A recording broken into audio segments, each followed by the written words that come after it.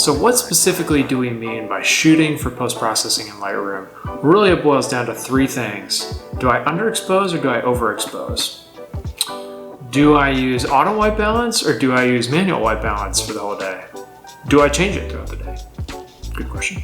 Do I try to get the exact shot that I want or do I shoot a little bit big? All good questions. Let's talk about each one.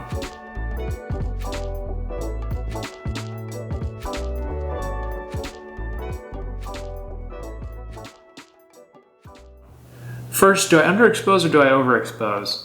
So if we take a look at this photo right here, you can tell we way underexposed this.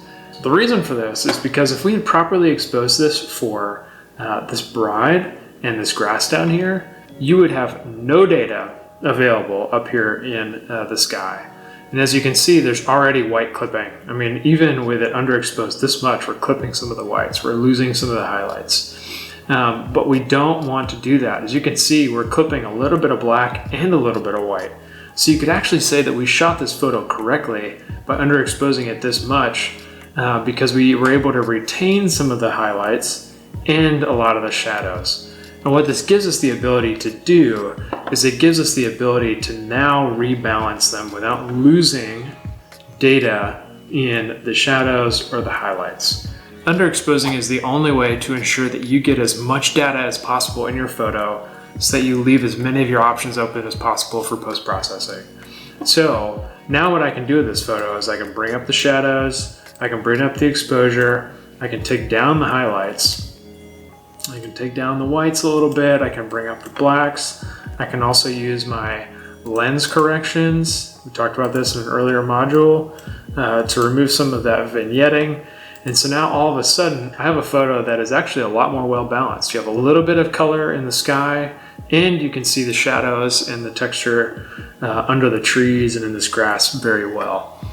By underexposing it in the raw file and camera, I was able to leave all those options open for myself now in post-processing. So definitely underexpose. If you don't remember anything else, underexpose. Second, do I use auto white balance or do I use manual white balance throughout the day? Or do I change white balance throughout the day? This is a great question. We use manual white balance. Shoot straight with you guys. We don't set it, we leave it at 5,000 Kelvin, we leave it there all day long, never change it. What that allows us to do is while it results in some of our photos inside or in the evening looking really yellow and kind of weird, it ensures that the white balance starting point is the exact same for all those photos, all the photos that we take inside. And so that we can synchronize our edits across all those photos and get the exact same result. If we left the white balance on auto, we'd have a different starting point for every photo because the camera would be constantly changing it. And so then we wouldn't be able to sync our edits and get the same result that we want in the end. And so we use manual white balance for all of our photos all throughout the day, no matter whether we are inside and it's evening or we are outside in the middle of the day in the bright sunshine, because now what we get is we get much better white balance by adjusting it, and now we can sync that edit across another photo and get the exact same result and not have to worry about the starting point being different, which is a huge benefit for us and makes things go a lot faster. Even if we were going to other photos throughout other parts of that evening, we get the exact same result because we're starting from the exact same place in every case. So we recommend manual white balance throughout the day. It's also just one less thing to think about, and it's relatively easy to correct in Lightroom.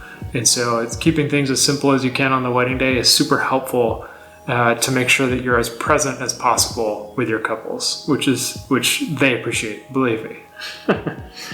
So then the final thing is, do I shoot big or do I try to get the right tight crop that I want every time? We use prime lenses, which means that we can't zoom with them. You should watch our lens video to learn more about those. I'll link it here. But what that means is that the only option that we have is to zoom with our feet. And so a lot of our photos don't come out with the exact crop that we want in the end. Consider this photo, for example. It's not quite exactly where we want it. But by shooting it a little bit large, this gives us the options to straighten it and to crop it down to where we want without having to cut off her feet or cut off her head or cut off anybody's arms or anything like that. So now we can crop this way down, and because they're such high quality, we still have a fantastic photo, but we're able to crop it just the way we want it to have an excellent composure after the fact. And so while we try to take some photos, if we feel like we have a lot of control, we try to get it, with the crop that we want, in camera, just so we don't have to crop it afterwards. There's a lot of cases where we will shoot large so that we can crop down to exactly what we want, and we have those options available to us afterwards. So guys, I hope that this has been super helpful. Remember, it's just 3 things: underexpose, shoot with manual white balance, and shoot a little bit on the large side so that you can crop down and straighten afterwards without cutting off people's limbs. I hope that this has been super helpful. Guys, this was the last of our Lightroom tutorials. I hope that you have learned a ton and that you are on your way to becoming a more confident photographer with these tools in your toolbox. Please subscribe to our channel. Leave us a comment if you found this stuff helpful. Give us some more ideas of what you'd like to hear about next, and we would love to continue working with you to help you build your confidence. So subscribe, leave us a comment, like this video, and we'll see you next time. Thanks, friends. Adios. And then the fourth,